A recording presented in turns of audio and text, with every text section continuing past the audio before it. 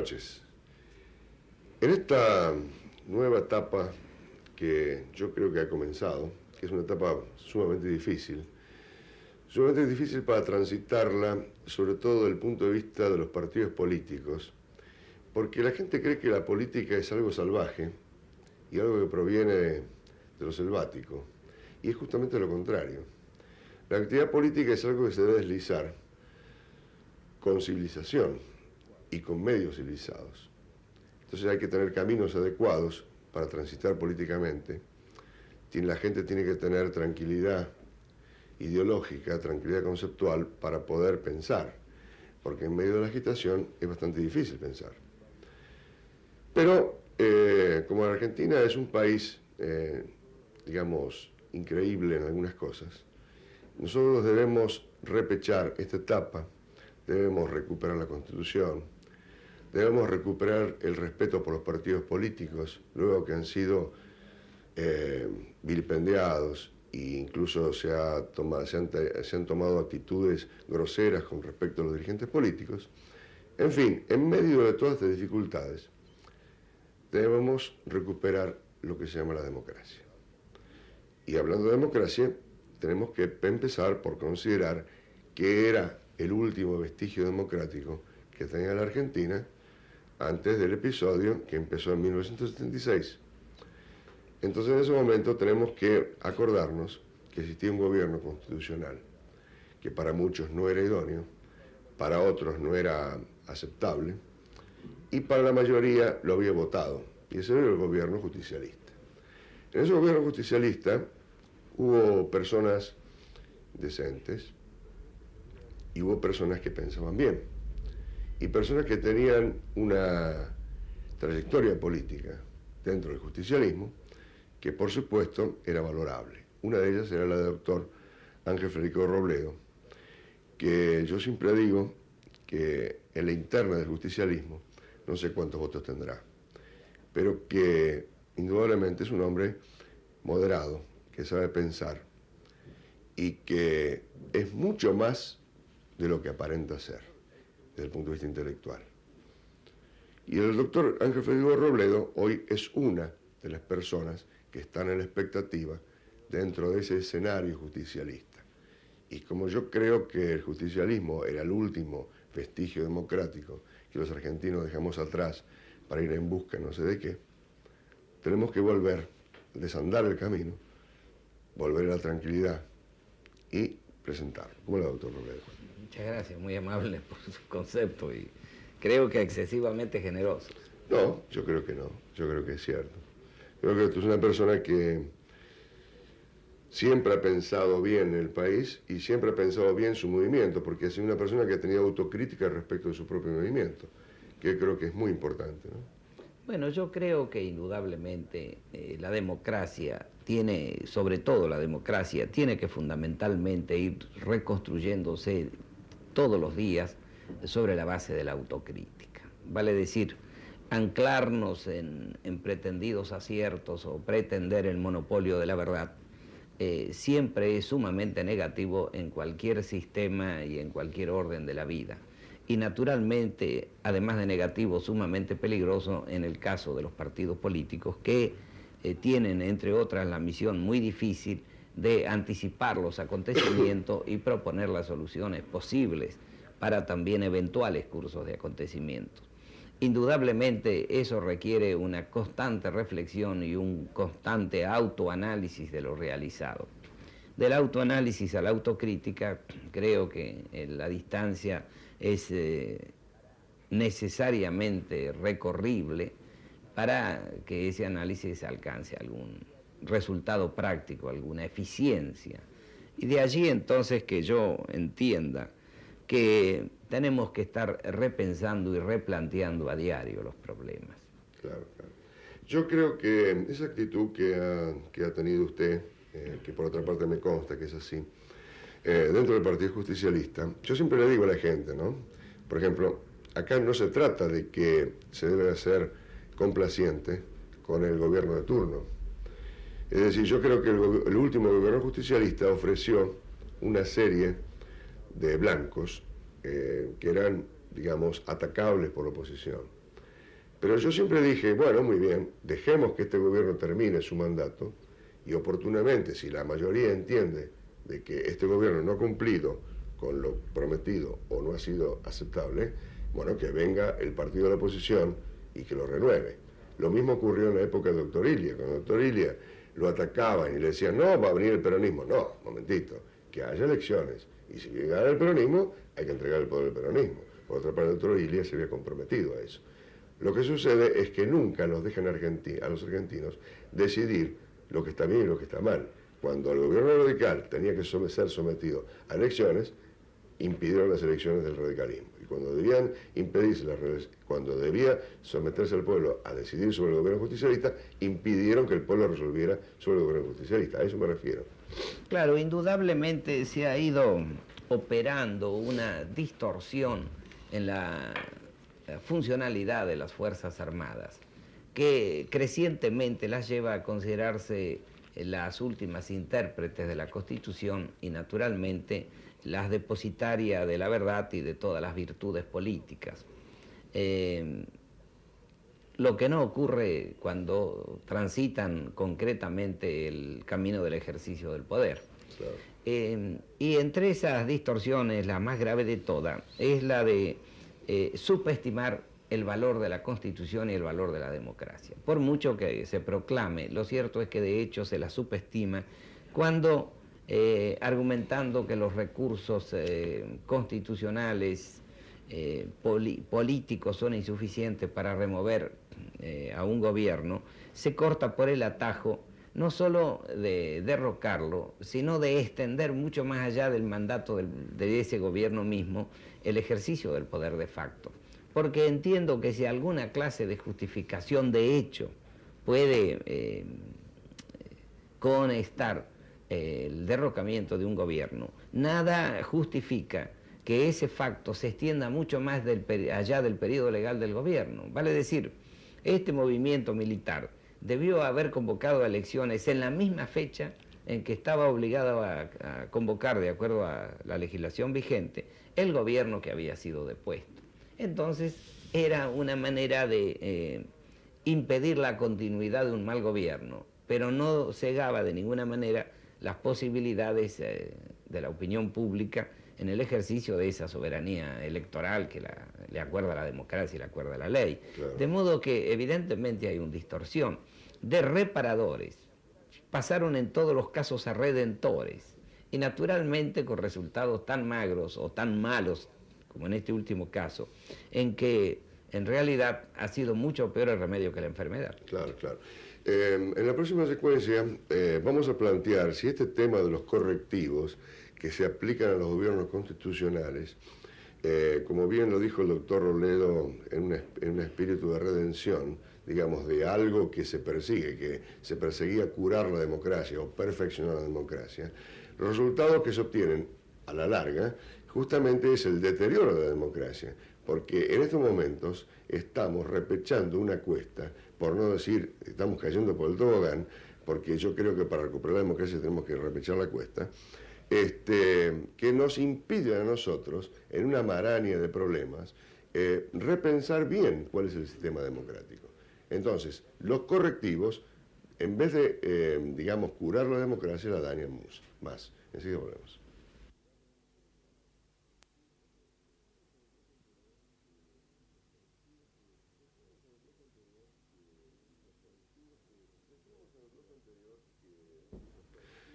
Decíamos en el bloque anterior que los correctivos que se intentaron aplicar en Argentina fueron en desmedro justamente a la democracia.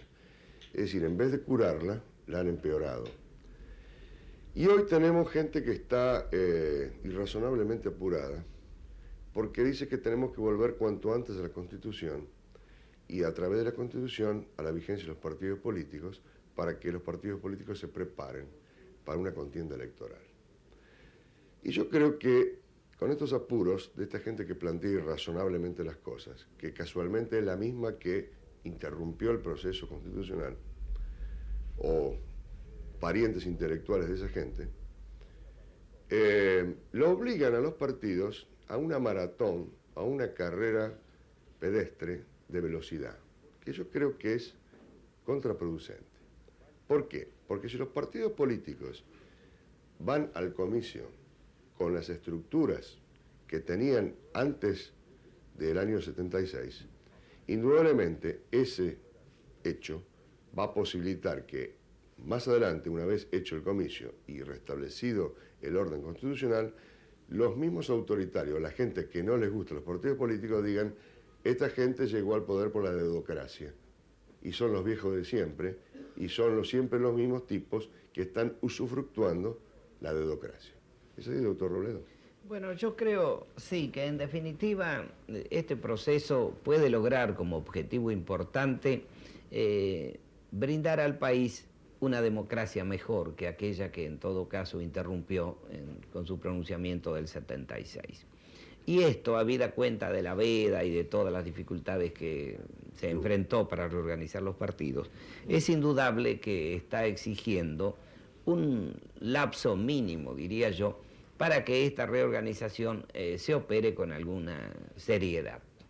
Entonces, todo lo que sea acortar ese plazo o impedir la reorganización es tanto como introducir los gérmenes que van a desarrollar nuevamente las condiciones para una interrupción constitucional, casi le diría yo que con seguridad.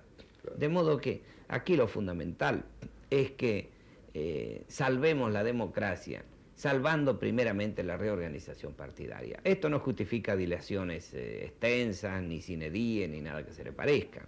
Pero yo creo que no más allá del plazo anunciado por el presidente Viñone, o sea, no más allá de marzo de 1984 para entregar el poder, es un plazo dentro del cual los partidos van a poder reorganizarse con seriedad, con legitimidad, y que habrá el tiempo suficiente incluso para preparar la contienda electoral.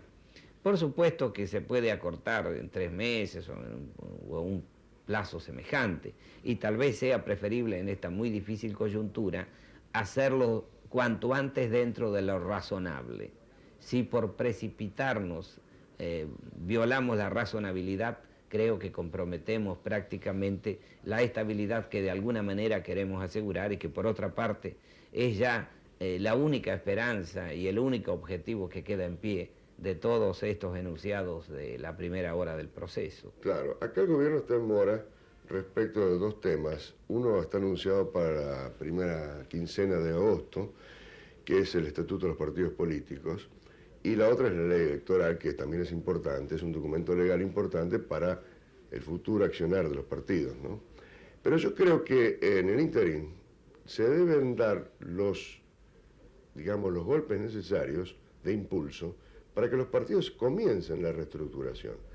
Porque una cosa es afiliar en la capital, elegir autoridades en la capital o en la provincia de Buenos Aires, y otra cosa es afiliar en el interior.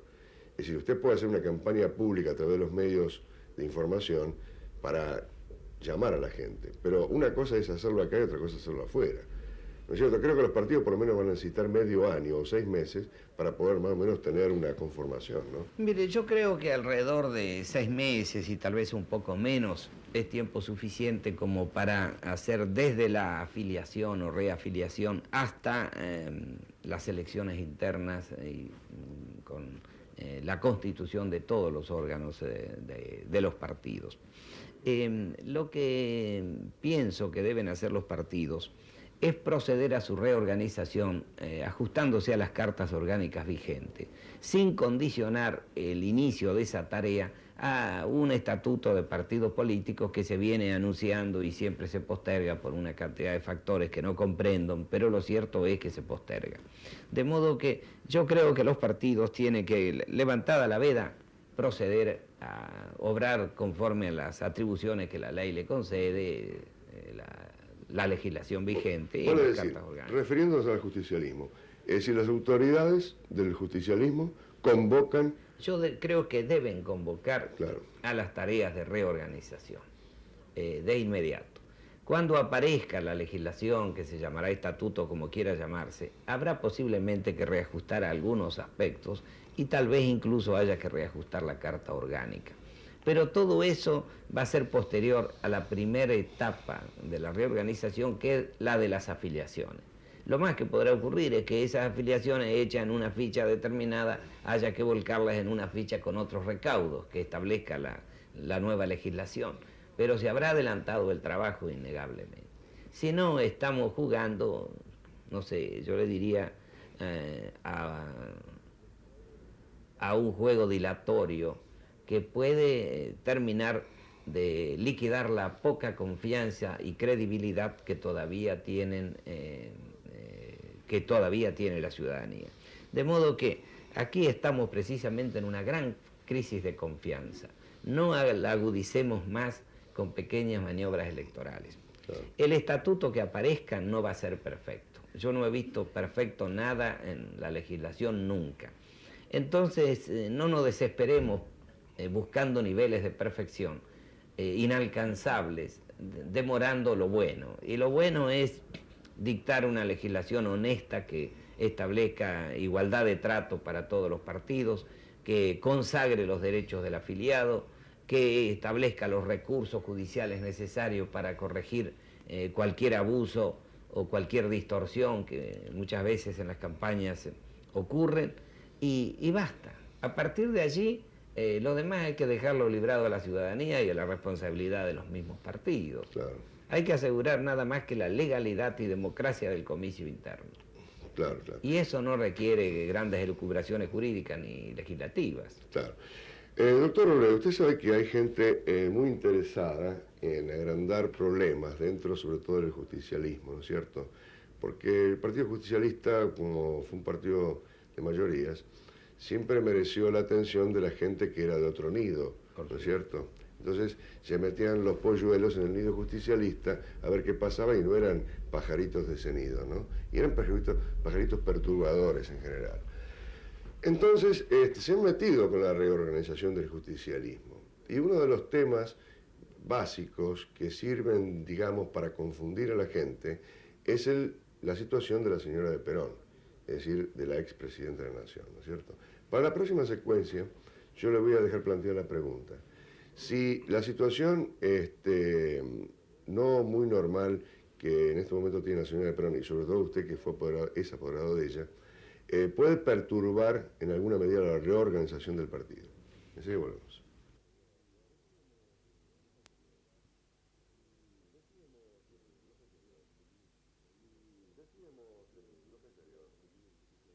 Decíamos en el bloque anterior si esta situación muy especial que vive el justicialismo con la señora de Perón en el exterior no iba a imposibilitar, digamos, la reestructuración del justicialismo, la reestructuración interna que se avecina.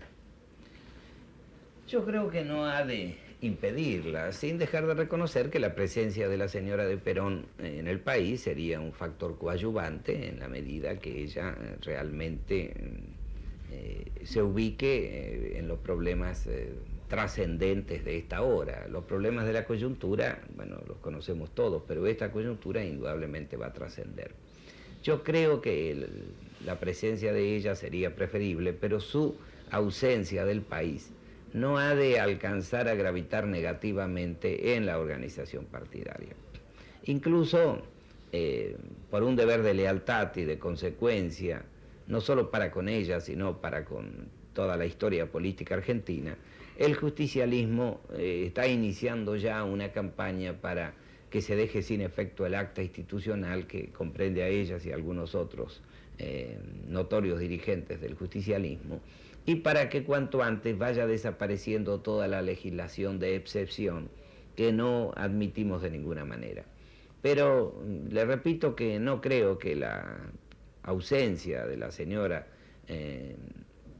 aún cuando ella se marginara de toda la contienda y la reorganización interna, yo creo que no va a alcanzar a impedir esta reorganización, porque la gran mayoría de los afiliados peronistas y naturalmente la totalidad de su dirigencia tenemos conciencia de cuánto significa como posibilidad de reencuentro de la Argentina con la democracia la reorganización de todos los partidos políticos y específicamente del nuestro en razón de su gravitación electoral. De modo que yo confío mucho en que el sentido de la responsabilidad política supere cualquier otra consideración de orden partidario o de orden incluso emocional que tanto juega en la actividad partidaria y en toda actividad política, y ponga realmente al afiliado y a todo el peronismo frente a los problemas del país más allá de los nuestros propios. Es una pregunta que creo que va a cerrar el programa. ¿Lo ve difícil el camino este, doctor? Yo lo veo muy difícil, porque indudablemente, primero veo muy difícil la superación de la actual coyuntura, que día a día se complica y en honor de la verdad, debo confesar que las autoridades oficiales ayudan eficazmente a esa complicación. La han venido ayudando desde hace mucho tiempo y consecuentemente los resultados son los que hoy tenemos a la vista. Y además, no solo por las dificultades de la coyuntura misma, sino por la proyección de la coyuntura sobre todo el periodo del futuro gobierno. De modo que vamos a iniciar una etapa sumamente difícil. No tiene otra solución que el esfuerzo solidario de la gran mayoría del pueblo argentino, por no decir de la totalidad del pueblo argentino. Y usted se da cuenta que en esas condiciones tenemos que conseguir pronunciamientos electorales de tanta magnitud en cuanto a expresión de voluntad ciudadana que respalden con mucha fuerza las posibilidades de accionar de un gobierno que nos guste o no nos guste, va a tener que acudir a reclamar esfuerzos y sacrificios seguramente más prolongados de los que nos gustaría hacer.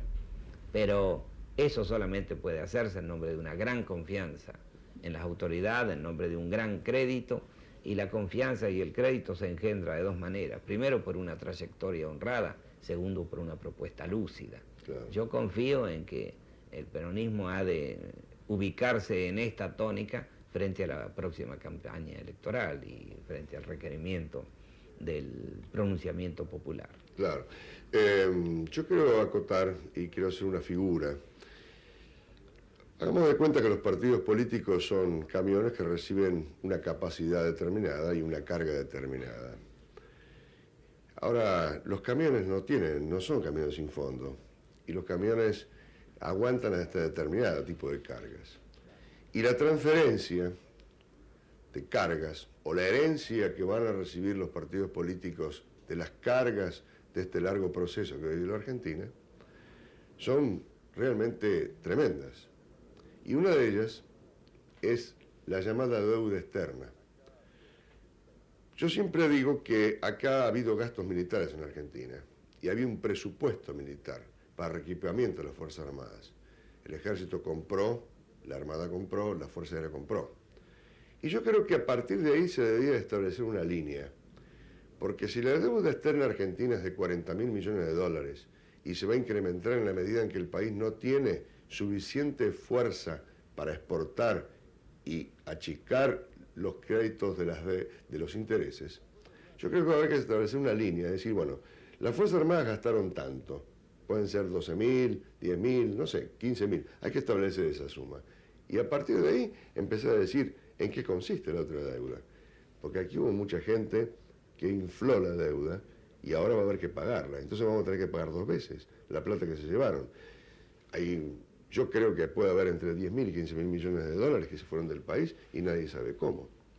Claro, yo creo que aquí se está queriendo tirar un manto y convertir al aprovisionamiento de materiales de las Fuerzas Armadas en el pato de la boda. Claro. Indudablemente las Fuerzas Armadas han mejorado su nivel de material, han adquirido nuevo material, pero de ninguna manera, según mi impresión, alcanza eso a determinar estos montos siderales de la deuda externa. Hubo mala conducción económica, hubo además la puerta abierta para la evasión de capitales, hubo la puerta abierta lamentablemente para la evasión de utilidades, porque el que se lleva su capital porque no tiene confianza en el país, de alguna manera está ejerciendo lo que él entiende es una legítima defensa. pero permitir que vengan capitales extranjeros a hacer agosto con las altas tasas de interés que nosotros pagamos y con la tablita asegurarles que traían $1.000 y se llevaban con toda seguridad 1.400 al cabo de un poco tiempo. Y mucho más. Evidentemente, sí, mucho más. Evidentemente era estar complicándose en un gran latrocinio de la riqueza argentina. Bueno, todo eso yo coincido con usted, que debe aclararse debidamente, incluso en defensa del mismo prestigio de las Fuerzas Armadas. No es posible pretender que ellos han sido dilapidadores de la riqueza nacional, porque pienso que de ninguna manera las compras pueden estar comprendidas en un concepto así de manejo irregular o desaprensivo de los fondos públicos. Claro, claro. Todo eso debe esclarecerse debidamente y alguna vez habrá que hacerle pagar a los responsables las consecuencias de sus delitos, porque creo que gran parte de estas medidas alcanzan niveles delictuales. ¿Cómo no? Yo también creo lo mismo. Pero por sobre todo eso, que va a ser tarea del futuro, yo creo que las cargas que van a recibir los partidos políticos no deben ser excesivas, doctor Robledo, porque de lo contrario, evidentemente la marcha hacia la democracia no se va a poder hacer porque las cargas nos van a aplastar antes de que empecemos a caminar, ¿no? Bueno, los condicionamientos van a ser tremendos, Claro. No solo los condicionamientos económicos, sino también hasta los condicionamientos espirituales con que las nuevas autoridades tendrán que enfrentar una etapa con una cantidad de interrogantes y de temas que la ciudadanía exige sean develados de algún modo. Y naturalmente también habrá que dar alguna explicación de por qué y cómo se decidió este operativo de las Malvinas y qué grado de razonabilidad tenía, porque en definitiva estuvimos jugando con los intereses, con el patrimonio moral, territorial y de toda naturaleza de los argentinos. De modo que por lo menos tendremos derecho a saber qué pasó. Bueno, todo esto indudablemente va a tener que conseguir respuesta del futuro gobierno. De modo que con condicionamientos tan grandes no se puede sino procurar en la medida de lo posible, y esta investigación en lo económico es una de ellas, en la medida de lo posible ir desbrozando el camino. Así es. Porque de otro modo no le estamos cerrando el camino al partido que ocupa el futuro gobierno. Nos estamos cerrando el camino para todos. Así es. Doctor Robledo, muchísimas gracias. Muy amable.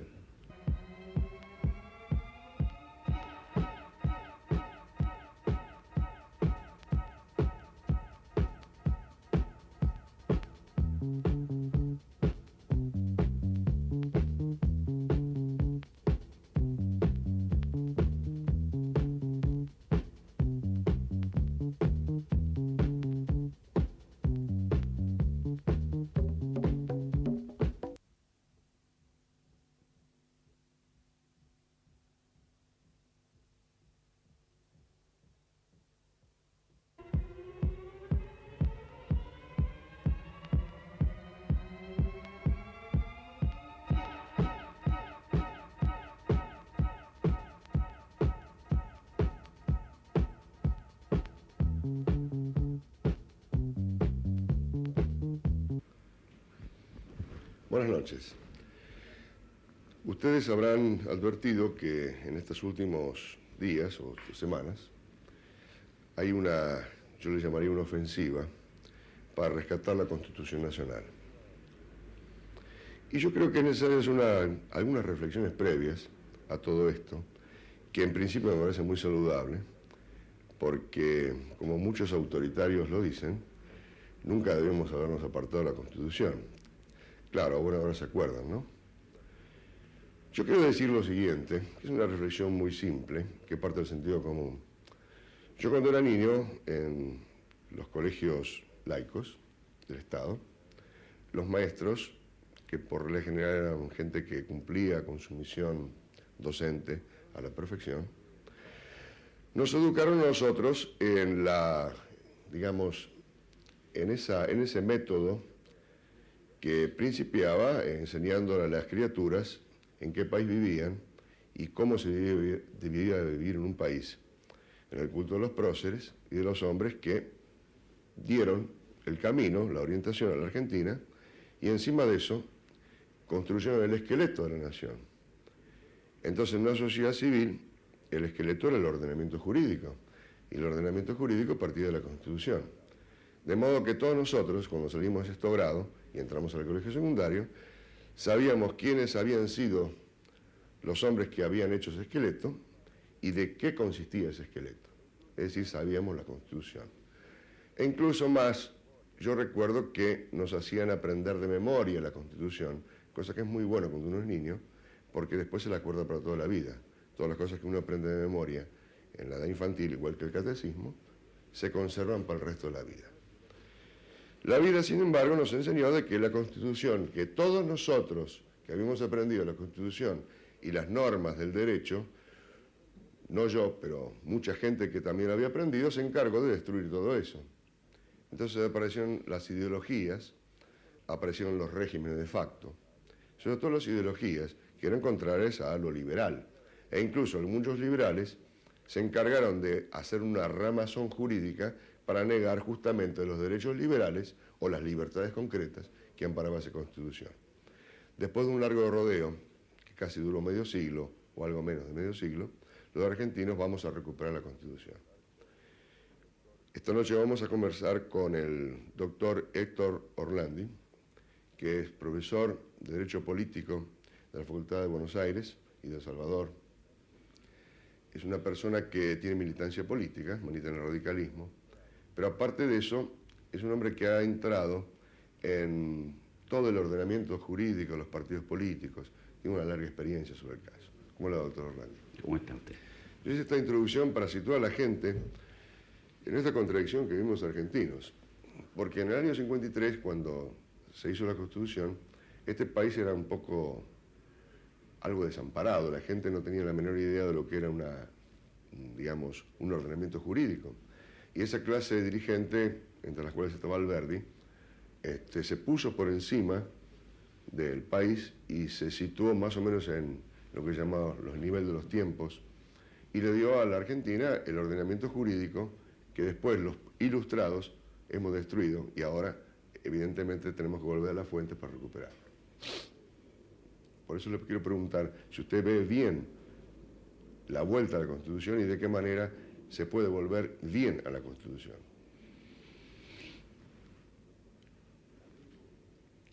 Doctor Lozano, lo veo imprescindible la vuelta a la Constitución. Pero para contestar al tema de su pregunta, yo comenzaría por referirme a la nación argentina en su unidad absoluta, que ha tenido siempre para realizar esta nación como proyecto, es decir, el proyecto nacional iniciado en 1810 y que se extiende hasta más allá del año 2000, que es el alma del plan del Estado. Proyecto y plan de los cuales es piedra angular nuestra Constitución histórica, porque en ella está comprendido todo el espíritu de la nación, todos los anhelos de su vida y todas las promesas para realizar su cometido humano. He aquí entonces una breve síntesis, si cabe la repetición, del proyecto histórico y del proyecto político de la nación argentina. Justamente porque muchos a veces, han abandonado este proyecto y han ignorado o desconocido la Constitución, los argentinos estamos un tanto postrados. El hombre argentino se siente defraudado y decepcionado. De esto es prueba cuando se habla de país y se olvida al pueblo, a la nación y al Estado. Hasta escuchamos diariamente sostener de que debe achicarse el Estado, cuando quiere referirse a reducir la administración pública o la burocracia o el sector público. Se habla de reducir el Estado, como si pudiéramos colocarnos todos nosotros que formamos parte del Estado un chaleco de fuerza para reducirnos, cuando necesitamos un gran Estado argentino en el mundo. Por desconocimiento ha sido esto de la Constitución y porque los golpes de Estado han impedido la formulación de una política nacional, interna y externa, y menos aún de una política transnacional, de que carecemos. La ilegitimidad del poder desde el año 1930, con breves alternancias, ha sido permanente. Y estos golpes de Estado han impedido la formulación de una política nacional, lo que nos ha llevado a el dislate o el disloque de la política económica, a el vacío del mercado interno y de las economías regionales. Estamos al borde de la depresión y hasta de la desocupación. Somos la nación que ocupamos el primer grado en la inflación. Hemos perdido el prestigio internacional por la decadencia de los fueros de la cultura argentina. Y hemos descendido en nuestra política internacional frente al grado elevado que ocupábamos en el concierto de las naciones del universo. Y esta síntesis negativa nos está demostrando que necesitamos un renacimiento, que no todo es negativo, sino que también tenemos fundamentos muy positivos. Pero se requiere entonces, y disponemos de la posibilidad de una, ¿dónde está la solución? De una reparación nacional. Claro, usted es profesor de Derecho Político, doctor Orlandi, y debe saber que en toda sociedad, como la Argentina, que es dentro de sus problemas, que son muy graves, por cierto, es una sociedad compleja, se ha ido tejiendo una maraña legislativa, o como usted le quiera llamar, que surge, digamos, lateralmente de las normas constitucionales. Es decir, la Constitución argentina preserva generalmente las libertades concretas de los ciudadanos. Y sin embargo, toda esta frondosidad jurídica que ha crecido al borde de la Constitución, que en última instancia la ha ahogado, es la que en alguna medida alimenta las complejidades políticas de la nación argentina. Es decir, ya sea en la cuestión económica, ya sea en la cuestión política, acá hay una frondosidad jurídica que es típicamente anticonstitucional en muchas cosas y que indudablemente perturba. Ahora, le hago la pregunta para la siguiente secuencia. ¿Usted cree que con esa frondosidad jurídica que se ha ido tejiendo a lo largo de los años se puede recuperar la Constitución legítimamente y con, digamos, con esa savia nueva que usted la vislumbra? Lo dejamos para la próxima secuencia.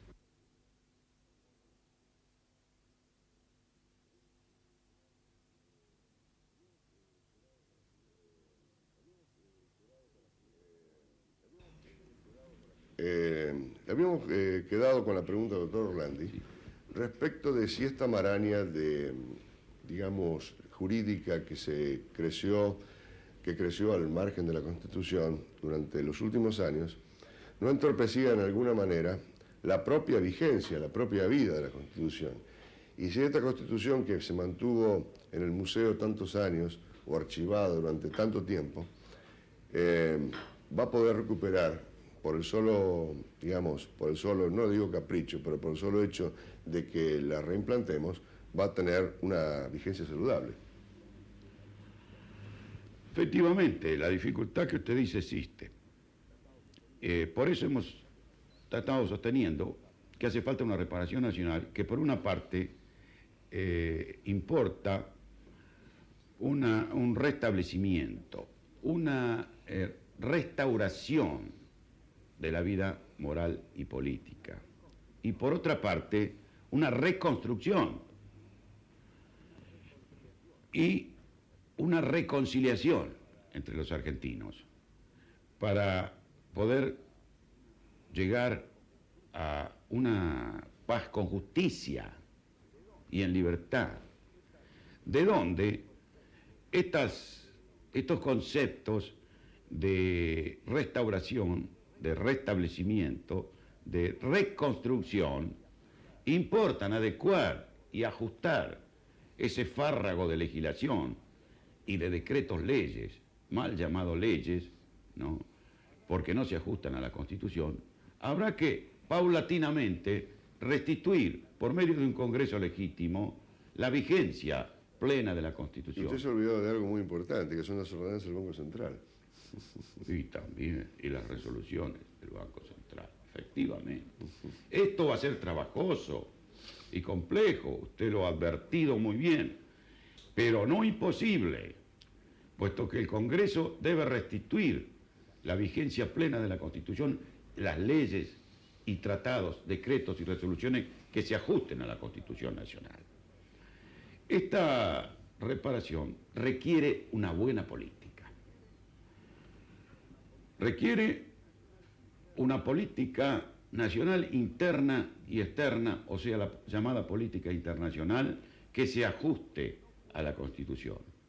Porque no puede haber buena economía sin buena política. Porque no puede haber buenas finanzas sin que haya buena política nacional. Porque no puede haber un equilibrado plan del presupuesto, que no otra cosa es el presupuesto que un plan, sin una buena política nacional. Y no puede haber desarrollo ni crecimiento sin una buena política nacional. Y justamente la buena política nacional es la política de la Constitución. Y al respecto quiero rescatar dos significados fundamentales de la Constitución, para no ir directamente al texto de la Constitución. La Constitución histórica, como la hemos llamado desde hace muchos años,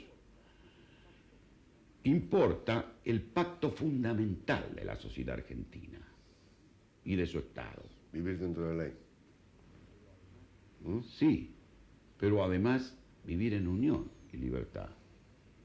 Es decir, la vida republicana y representativa y federal,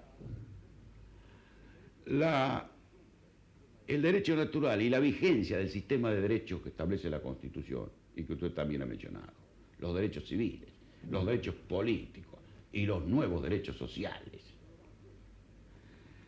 El Evangelio, citado en la Constitución, la nacionalidad argentina irreversible y el federalismo autóctono de nuestra nación. Esto no puede tocarse por ningún poder constituyente. Bastante disminuido, ¿no le parece? Así es, pero volvemos siempre a lo mismo. Ahora, restauración de todo eso. Fíjese cosa notable, doctor Orlandi. La Argentina ha tenido gobiernos de características ideológicas más o menos diferentes, ¿no es cierto? Pero últimamente se ha hablado mucho del liberalismo en la Argentina, del liberalismo en el sentido filosófico, sobre todo aplicado a la fase económica de lo que se llama liberalismo, ¿no? Y usted, que es profesor de Derecho Político, debe advertir que nunca en Argentina se ha acentuado más el centralismo o la política unitaria en torno de Buenos Aires, que justamente cuando se han querido aplicar las medidas liberales desde el punto de vista económico, que no han sido liberales sino estatistas. Entonces, los que han proclamado que hay que podar al Estado para agrandar el país han sido los encargados de agrandar justamente el Estado en desmedro del país. ¿No le parecen razonables? Sí, señor. Usted lo ha dicho. Usted lo ha dicho.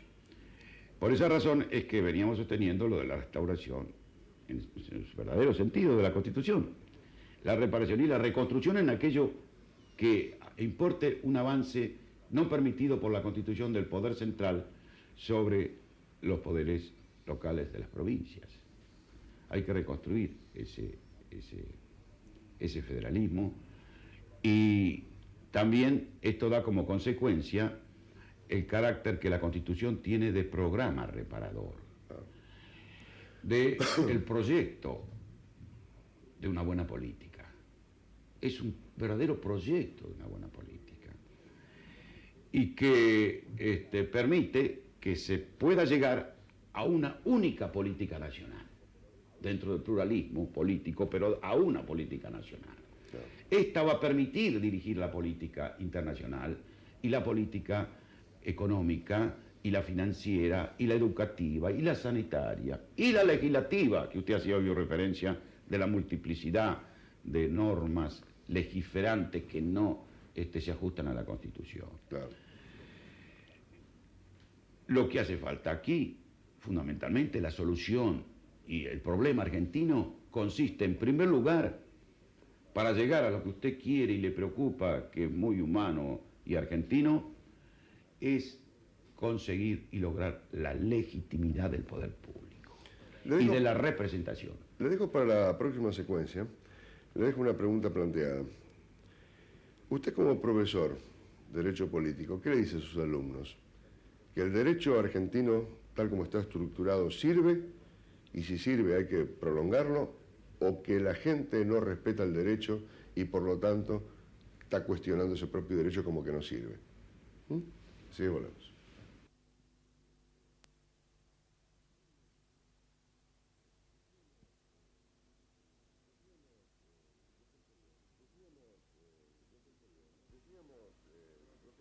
Decíamos en el bloque anterior que muchas veces los argentinos dudan, o mejor dicho, tienen grandes vacilaciones respecto de la eficacia de la legislación argentina, porque algunos dicen que no sirve.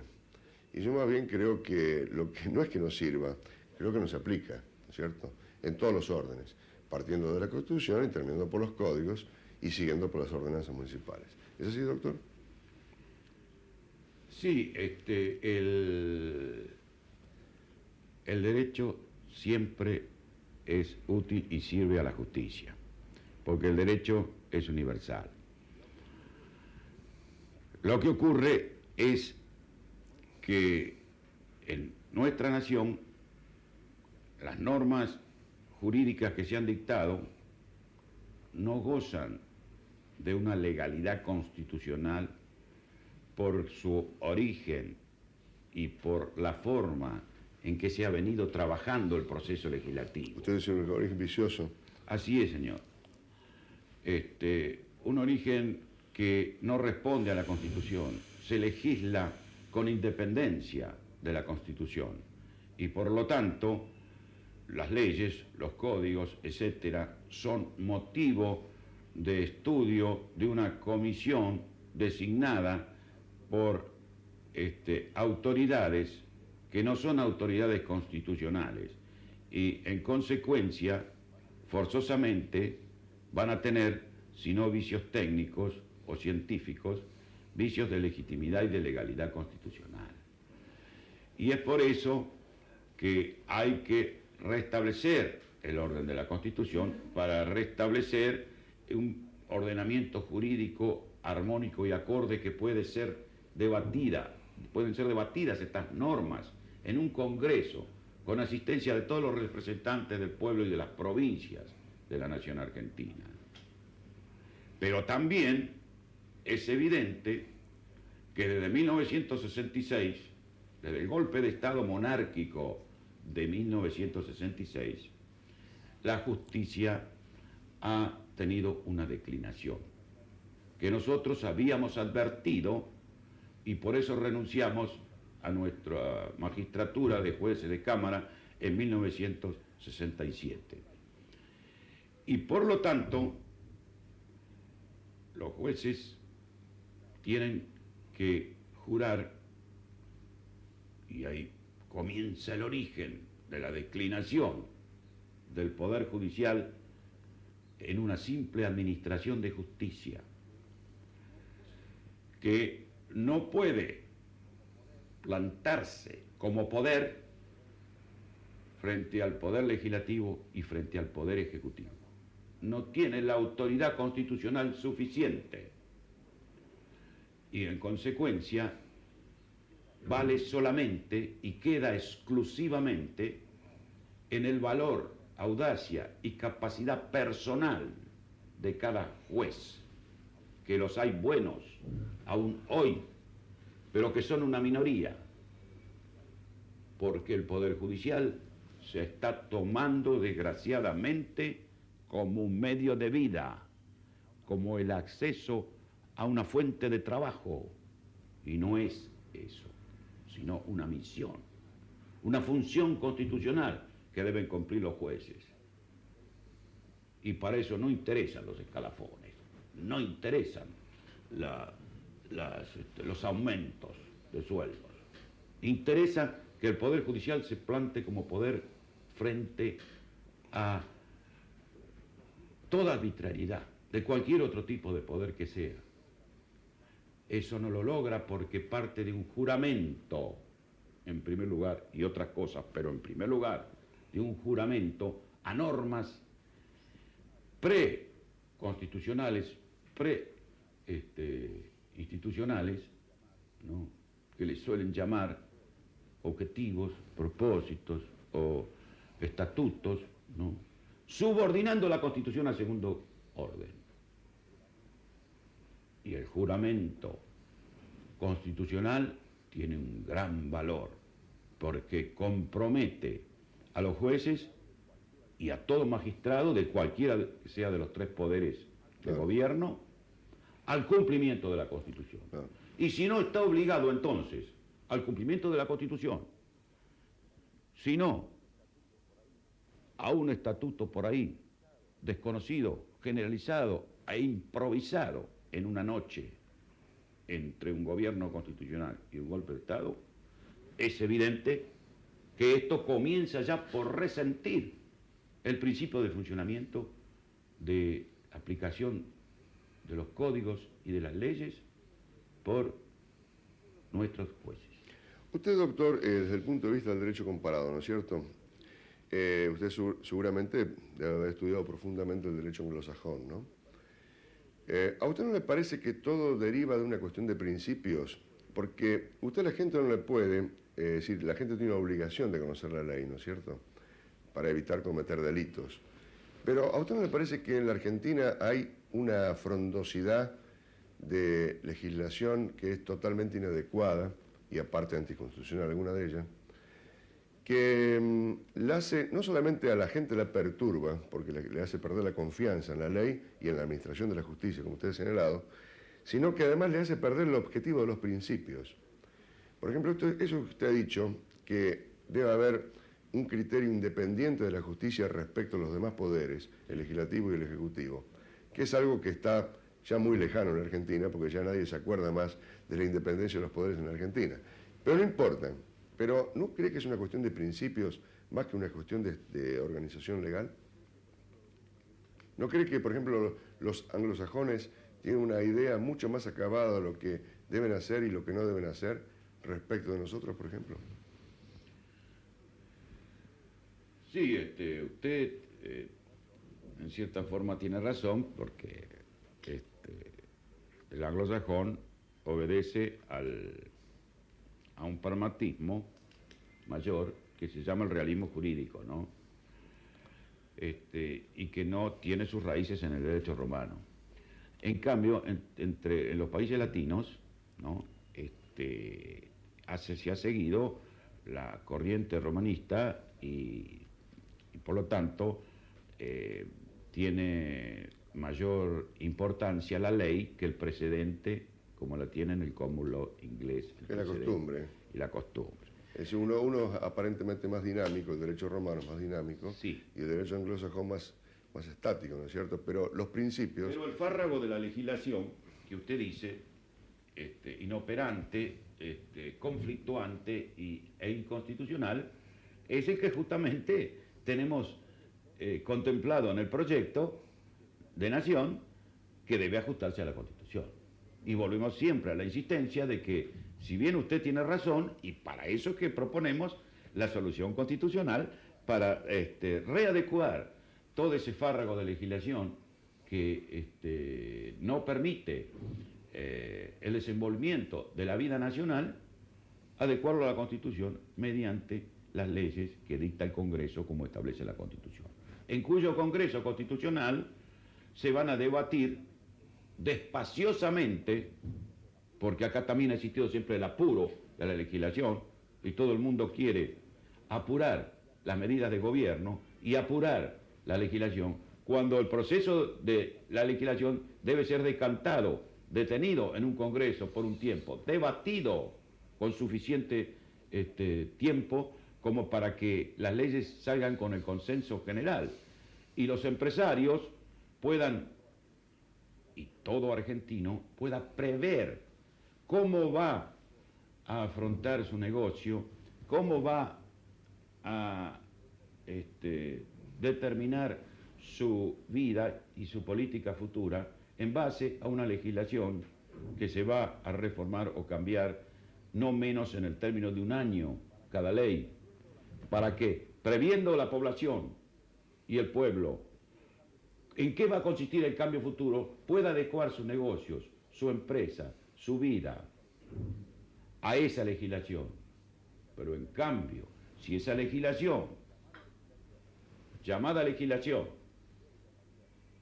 yo le llamaría esa orden, que no se confunde con el orden, esas órdenes son una especie de bandos dictadas en los despachos oficiales entre unas cuantas personas y asesores que